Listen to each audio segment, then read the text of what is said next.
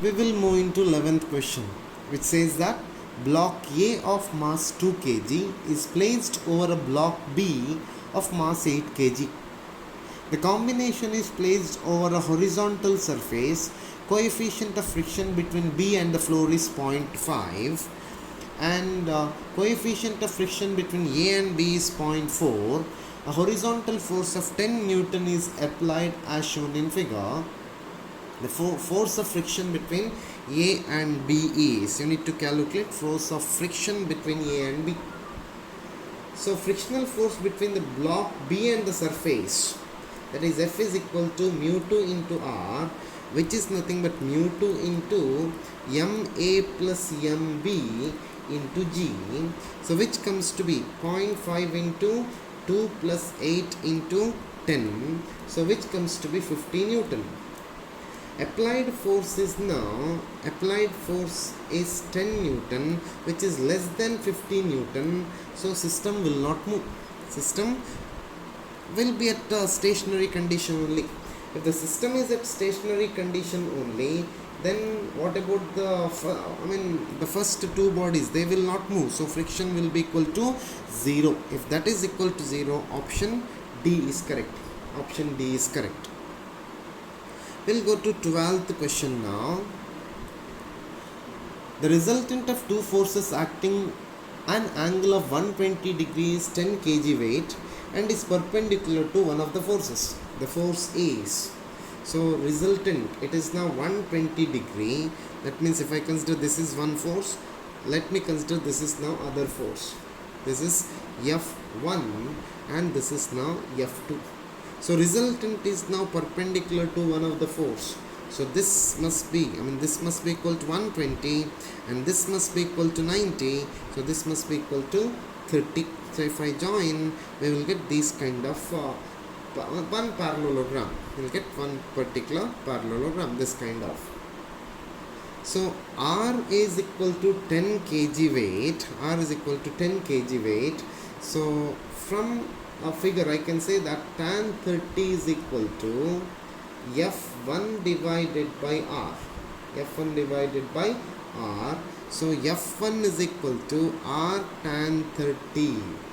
F1 is equal to R tan 30, which is equal to 10 by root 3 kg weight. 10 by root 3 kg weight, which is nothing but option D. Option D. 13th question. 13th question says that a person throws a ball into air vertically upward in regular intervals of time of 1 second. The next ball is thrown when the velocity of ball thrown earlier becomes equal to 0, the height to which the ball is raising. So he is now throwing the balls up and down. So he throws second ball when ball reaches topmost position. So this is now new position of ball. So let us consider time taken by the ball to reach highest point is t is equal to 1 second.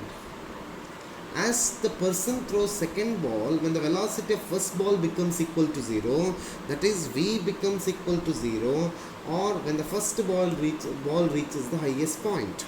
So v is equal to u plus at. Here final velocity is 0, which is equal to u minus a is acceleration due to gravity. So u minus 10 into 1. So u becomes equal to now 10 meter per second. And using v square minus u square is equal to ah, we will get v is equal to 0 minus 10 square, which is equal to into minus 10 into h. So h becomes equal to 10 square divided by 20. So it is now 5 meter. So 5 meter means for 13th question option A is correct. Option A is correct.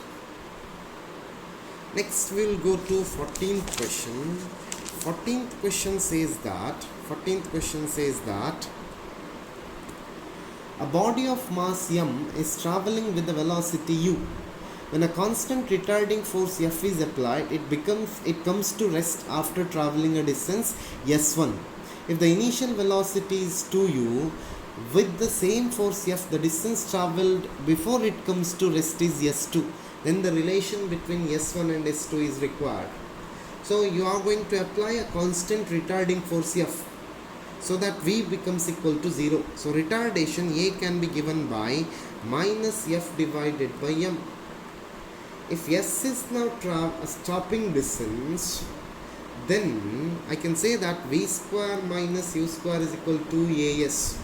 What is final velocity? 0. Minus U square is equal to 2 into minus F by M into S, or S is equal to U square M divided by 2F. So I can take the ratio now. S is directly proportional to U square. So S1 by S2, which is equal to U divided by 2U whole square. So it is 1 by 4. So S2 becomes equal to 4 times S1. S2 becomes equal to 4 times S1. So option D is correct for 14th question. 15th question. A block kept on a rough surface starts sliding when the inclination of the surface is theta with respect to the horizontal. The coefficient of static friction between the block and the surface is, we need to calculate coefficient of friction. It is direct question. So mu must be equal to tan theta. Mu must be equal to tan theta. So option B is correct. For 15th question, option B is correct. 16th question.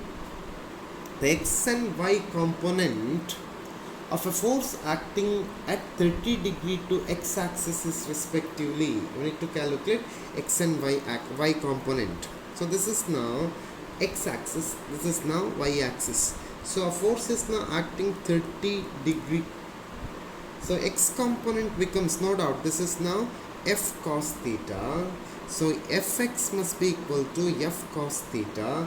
So it is now f into cos 30. So f into root 3 by 2. So that means root 3 by 2 f. This is now horizontal component. Y component becomes now fy is equal to f sin theta. So f into sin 30, which is now f by 2. So answer is root 3 by 2f and f by 2. So option C is correct for 16th question. Option C is correct for 16th question.